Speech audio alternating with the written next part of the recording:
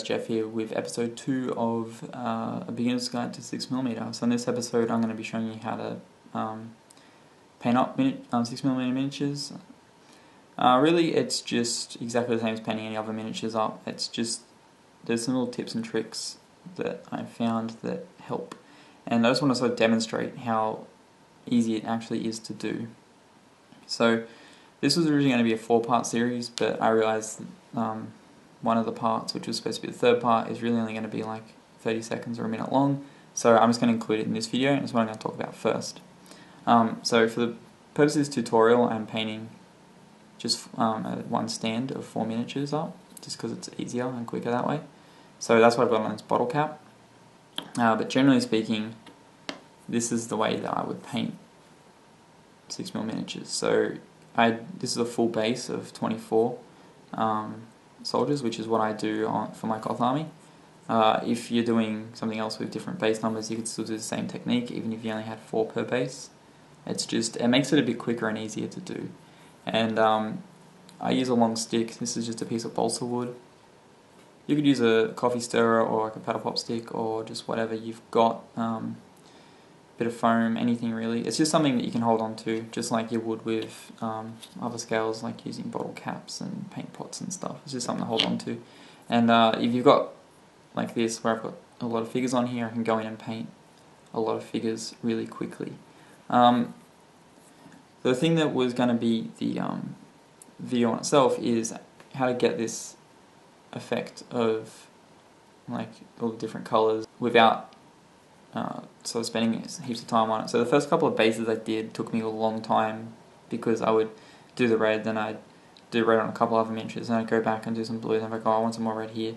And then I adopted this technique for doing this. So it's really simple. I actually, to achieve a randomness, I use a pattern. So I have 3 main colours I use: red, green and blue. You can use whatever colours that you use. And then what I do is I go in and I do this pattern. So I do the end figure and the second from the end, and then I reverse that. I do the 2 outside, the 2 middle, 2 on this end, 1 on that end, 1 on this end, 2 on that end. And I'll do that with red, and then I'll go through and do that on another lot of 24 with blue and another lot of 24 with green. And then I'll go in and just hit a couple of green along and a couple of blue. I tend to do one of each of the other colours. Sometimes I'll do one with 2, and then when you actually stick them on the base, they look a lot more random. This is actually done with 4 colours, so it's a bit different. Oops, not on screen. So I actually had a purple in. I used to mix some purple in, but I decided to sort of stop doing that because I'd only do 1 or 2 miniatures anyway. But yeah, this is done the same. You can kind of see there's a blue, and then there's a blue in the middle there. So yeah, that's how I achieve sort of a random look without being too time consuming. But yeah, to start with, I'm going to get into the tutorial now, how to paint these up. So it's really straightforward. It's just like painting any other figures. A good tip is to start with the things that are most likely to get paint where you don't want it, and then build your way out. So for me, that's the browns. So the base is pretty simple, but the spears and the backs of the shields, when you go in and do them later, you're likely to, it's probably hard to see because of the light on the white miniatures, but you go in and do the backs of the shields later, you're likely to get paint where you don't want it. So I do them first, and then there is a little bit more brown on these figures, there's some strapping, but I'll do that last, just because it's the most raised. And that's a good sort of technique for any miniature really. You do the bits that are the most like depressed, and then you work your way out to the more raised stuff. So to start with, I'm just going to do some browns, and yeah.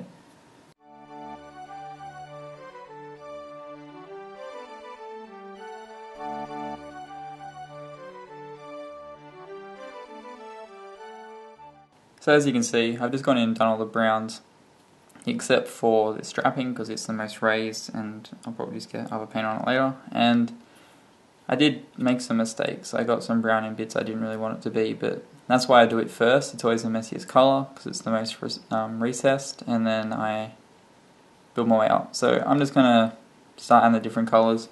I'm not going to do my standard like pattern.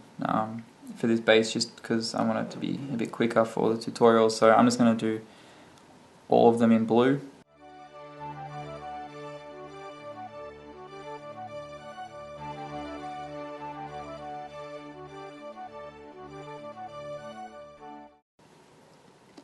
I'm now just going in with some flesh tone and dotting their hands and their faces.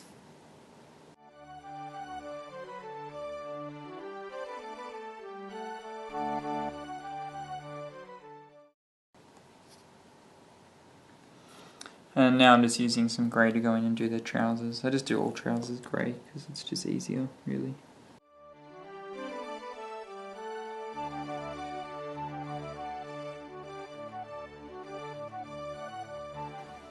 And now for the shields, again, I'm just going to use blue for these because it's easiest because I've already got it out. And I just do sort of a mix of different shields when it comes to this. I'll do just a bit up here and a bit down here. I tend to just sort of cover the mistakes, and that's how I get my patterns. And the final step is to just go in with a little bit of a metallic colour. I like to use a different brush for metallic paints. And just touch the shields, and then just the very ends of the spears. And obviously if you're working on like something that isn't ancient or doesn't have these sorts of weapons, and you just use the colours and stuff that you need. So now the base coats are done. It's pretty straightforward from here. All I do is I go in and give it a wash. I use just a GW paint shade. I use non-oil. I find black or brown wash is the best for 6mm because it just sort of gets in and it creates all the little I can get this to focus. It goes in and it it sits in all the recesses, and it just makes all the sort of colours pop a bit. It also dulls the bright colours I use. You see the blues and that, they're actually really bright when I first put them on, as you see on this. But once they've been hit with a black wash, it really dulls them and makes them look quite nice.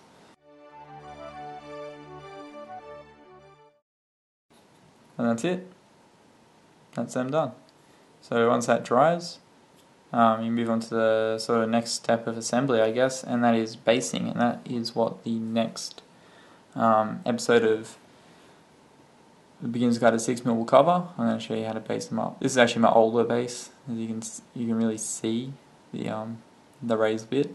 I've got a technique which I use to sort of hide that a bit more and make it a bit more natural looking. I hope this video helped, and thanks a lot for watching. Look out for the next episode, which will be out next week. And if you haven't seen the first episode, there'll be a link to that in the description. But for now, as always, thanks a lot for watching, and I'll see you on the next one. Bye for now.